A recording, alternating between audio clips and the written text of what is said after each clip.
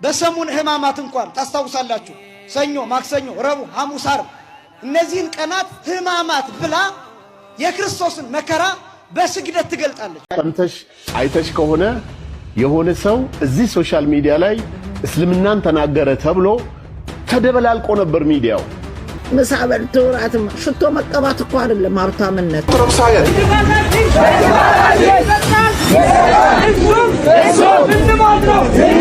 ኢትዮጵያ ልትሳሳት ትችላለች።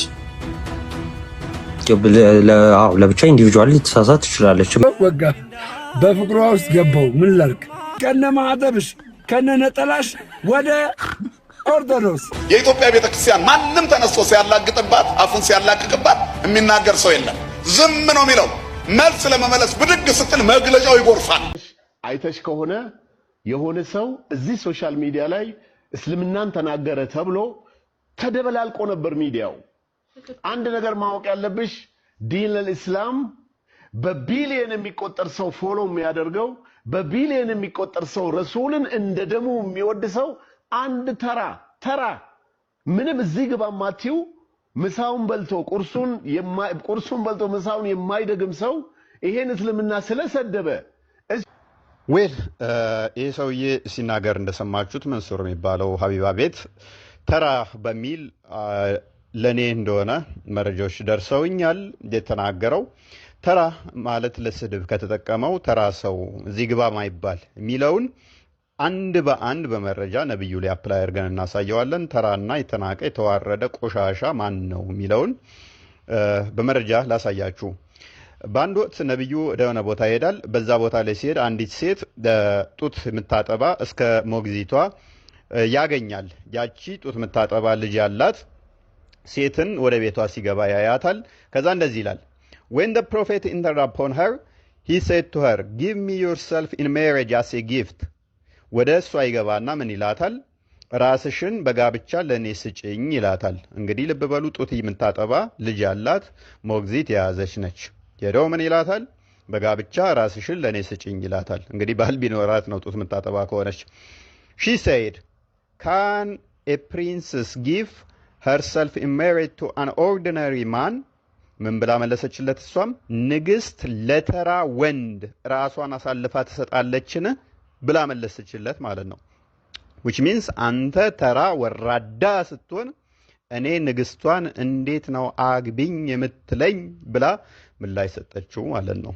እኔ እስከዛሬ ድረስ መንሱር የትኛውም ሴት ለጋብቻ እንኳን ጠይቂያት አልጠየቅኩም እንጂ ብጠይቅ ተራ ወራዳ ስትሆን እንዴት እኔ ንግስቷን ለጋብቻ ትጠይቃለህ ብላ ምንቀኝ ሴት እንዳለለች ተስፋ አደርጋለሁኝ። የለችም ትኖራለችም ብዬ አልጠብቅም። ነብይ ግን ተራ ስለሆነ ንግስት ለተራ ወንድ ራሷን አሳልፋ ልትሰጥ አትችልም ብላ መልሳለታለች ማለት ነው። ሶ ተራ ያልከው ነብይህ እንደሆነ በዚህ ሐዲስ ላይ መረዳት እንችላለን። ሐዲሱ ሳሂህ ነው። ሳሂህ አልቡኻሪ 52-55 ላይ ማለት ነው። ታዲያ ሙሐመድ በዚህ ችግር ውስጥ በመግባቱ የሚያገባው ስላጣ እስከ 25 ዓመት ድረስ ያለው አማራጭ ምንድነው? እሱ አሮጊት የነበረችውን ከድጃን ማግባት ነው። ከድጃንም ደግሞ አባትየው ተራ ስለሆነ ሊድረው አልፈለገም። ድጃ አባት ስለናቀው ሙሐመድን ሙሐመድ ተራ ሰው ስለሆነ ይሄንንም ስትሮፍ አጠባሪ ላይ ታገኙታላችሁ። ቮሊዩም 6 ፔጅ 49 ላይ ታሪኩን ታገኙታላችሁ። ያው ስክሪኑ ላይ ያለላችሁ አንብቡት። ሙሐመድ ምንድነው ያደረገው? ከከዲጃ ጋር ተማክረው አባቷ የከዲጃን አባት አስክሮ መጠጥ አጠጥቶ ከዛ በኋላስ ከዲጃን ልክ እንዲያጋባው አደረገ ማለት ነው። በስካር ከዲጃን አገባ ማለት ነው፣ አስክሮ አባቷን። ልብ በሉ፣ ለምንድነው ይሄን ያደረገው? አባቷ ሙሐመድ ተራ ስለሆነ ሊድርለት ስላልፈቀደ ማለት ነው። ስለዚህ ሙሐመድ ተራ ነው ማለት ነው። ተራ ብቻ ሳይሆን እዚህ ግባ ማይባል መሆኑንና የተናቀ የተጣላም እንደነበረ እንዳስጠጋችሁ ሱራ 93 ቁጥር 6 ላይ የቲም ሆነህ አገኘህምና አላስጠጋህምን ይላል። አስጠግቶሃል። ስለዚህ የተናቀ የተጠላ የተዋረደ ስለሆነ ምን ሆነ? ጥገኝነት የተጠየቀና የተጠጋ which is ገሌ ገብቶ የኖረ ነው። ማንጋ ነው ገሌ የገባው? በ25 ዓመቱ 40 ምናምን ዓመቷ ላይ ከድጃ ጋር ማለት ነው። እንዴት የተናቀ ስለሆነ ተራ ሰው ስለሆነ እሷን ለማግኘት አባቷን አስክሮ ገሌ ገባ ማለት ነው። ደሃ ስለነበረም ደግሞ ቁጥር 93ኛው ሱራ ቁጥር 8 ላይ ደሃ ሆነ አገኘህ አከበረህም ይላል። ሙሐመድ ምን ነበረ? ደሃ ነበረ ማለት ነው። በሀብት የተመነጻደከው መንሱር ነብይህ ደሃ ነበረ አከበረህም ይላል።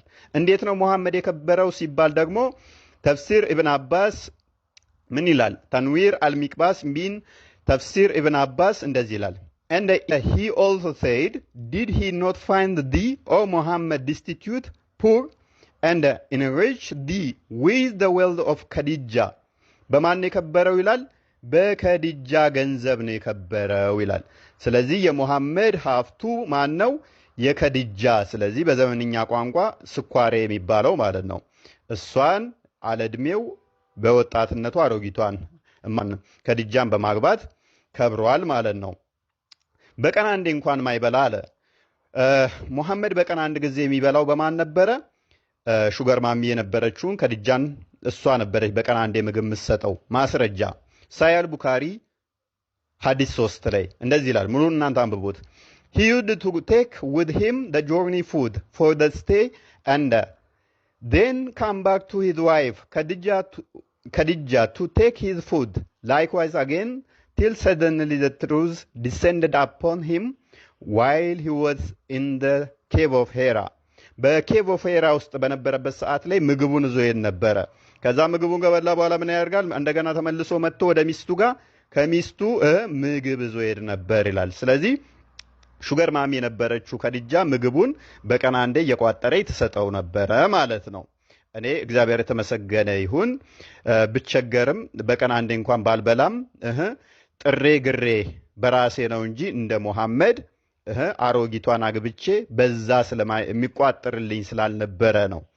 1 ቢሊዮን ምናምን በላይ ተከታይ ያለውን እስልምና አለ ሙሐመድን የሚከተሉትና የእስልምና ተከታዮች ምን አይነት ናቸው ሲባል ሙሐመድ ይመልሳል።